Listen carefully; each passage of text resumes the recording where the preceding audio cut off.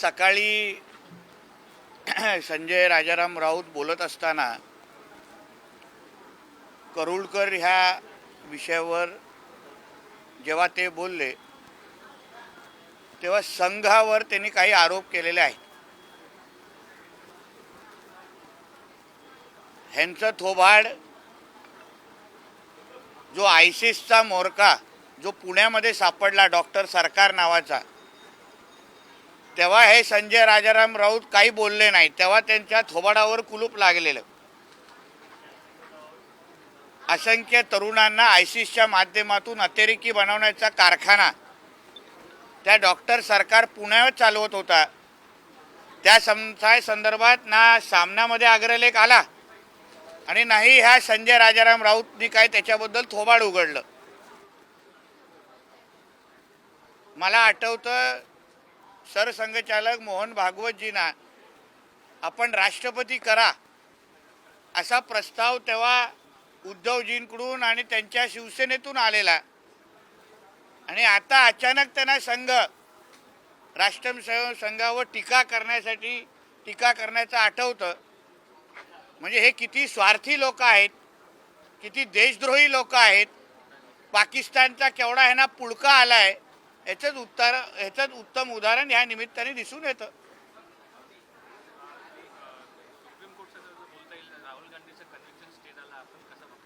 त्याचं काय मी त्याच्या निकालाबद्दल मी ऐकलेलं ना, मी सभागृहामध्ये होतो, पण मी एवढंच तुम्हाला सांगेन की राहुल गांधीजींनी जे ओबीसी समाजाची जी अपमान केलेला आहे, त्यांनी त्या ओबीसी समाजाचा खऱ्या अर्थाने माफी मागितली पाहिजे. ती माफी न मागता तिथून पळवाट काढण्याचं काम राहुल गांधी वारंवार करतायत. आणि त्यांचे ओबीसी समाजाचे जे नेते जे काँग्रेसमध्ये इथे काम करतात ते ह्याबद्दल का बोलत नाहीत, हा प्रश्न आमच्या सगळ्यांच्या समोर आहे.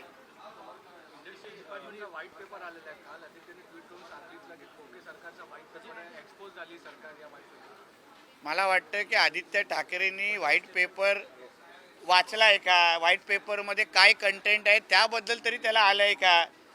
हे काही डिनोच्या घरी बसण्यासारखं सोपं नाही आहे जिथे white paper, yellow paper, red pepper सगळेच निघतात. आणि त्या पेपरचं काय होतं हे मग सकाळी कळतं. म्हणून पहिलं व्हाईट पेपरमध्ये काय लिहिलं आहे हे जरा चष्मा काढून वाचा, आणि मग आपल्या राज्यामध्ये येणारे उद्योग आणि उद्योगामध्ये किती उद्योग येणार भविष्य काळामध्ये येणार आहेत याबद्दल थोडी वाचा आणि त्याबद्दल प्रतिक्रिया द्या.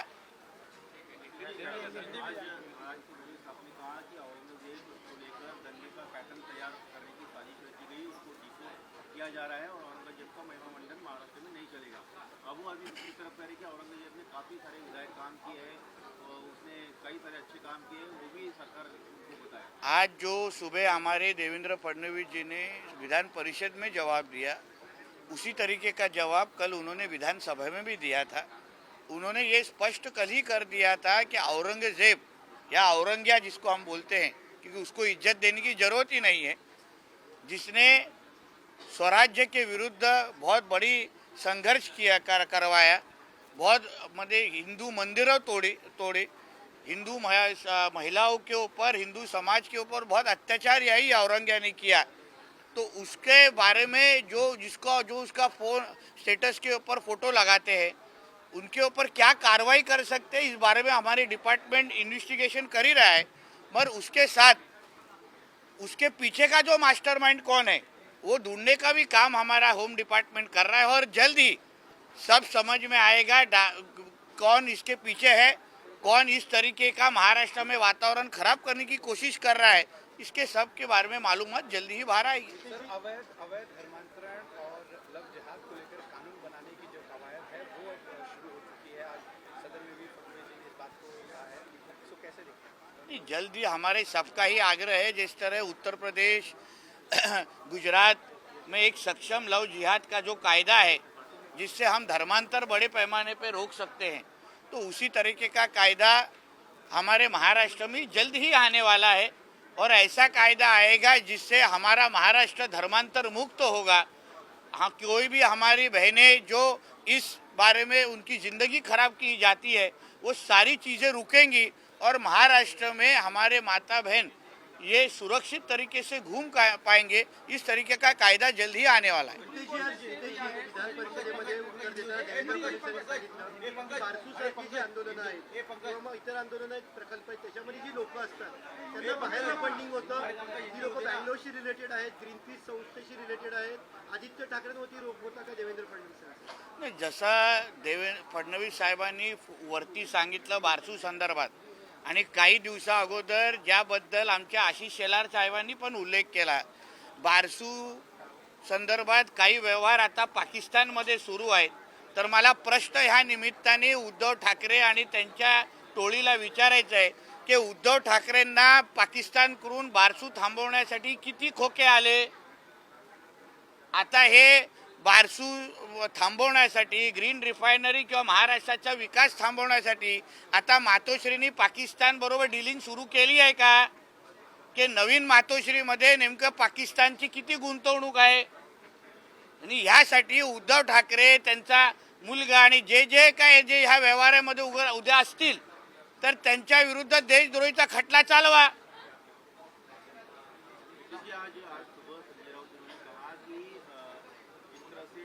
इंडिया एक साथ आई है और मोदी सरकार डर गई है.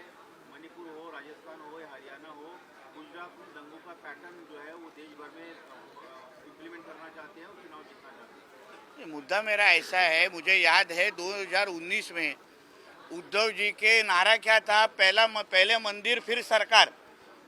और अभी मंदिर की तो बात करते नहीं है, हिंदुत्व के नाम पे दुकान चलाते हैं और हम पे सारा टीका करने के लिए उनको सारा वक्त है.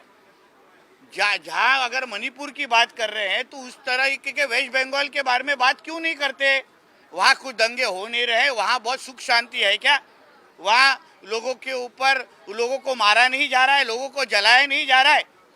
मतलब सिर्फ जहाँ जहाँ बीजेपी को टारगेट कर सकते हैं, जहाँ जहाँ मोदी जी को टारगेट कर सकते हैं, उतनी ही गंदी राजनीति करने के लिए तो संजय राजाराम राउत को सुपारी मिली है. उसका धंधा ही वो है, उससे तो उसका पेट्रोल, गाड़ी में पेट्रोल में के लिए पैसा मिलता है उसको, और क्या है उसका. क्रिमिनल डिफेमेशन केस में राहुल गांधी को सुप्रीम कोर्ट ने स्टे दिया है, तो प्रधानमंत्री मोदी का मामला. नहीं, ऐसा है कि उस बारे में अभी पूरा जजमेंट आना है, जजमेंट पढ़ने के बाद ही उसके बारे में टिप्पणी हम कर सकते हैं. मगर राहुल गांधी जी ने जो ओबीसी समाज का जो अपमान किया है, उस बारे में वो माफ़ी क्यों नहीं मांगते? सारा का सारा ओबीसी समाज का उन्होंने जो अपमानित किया है, फिर उनके जो महाराष्ट्र में जो ओबीसी के नेता हैं उनको यह अपमान उनको एक्सेप्ट है क्या, स्वीकारते हैं क्या? तो कोर्ट का जो निकाल आएगा उसके बारे में टिप्पणी देंगे ही, मगर जो पूरे ओबीसी समाज का उन्होंने अपमान किया है उस बारे में पहले वो माफ़ी मांगना चाहिए.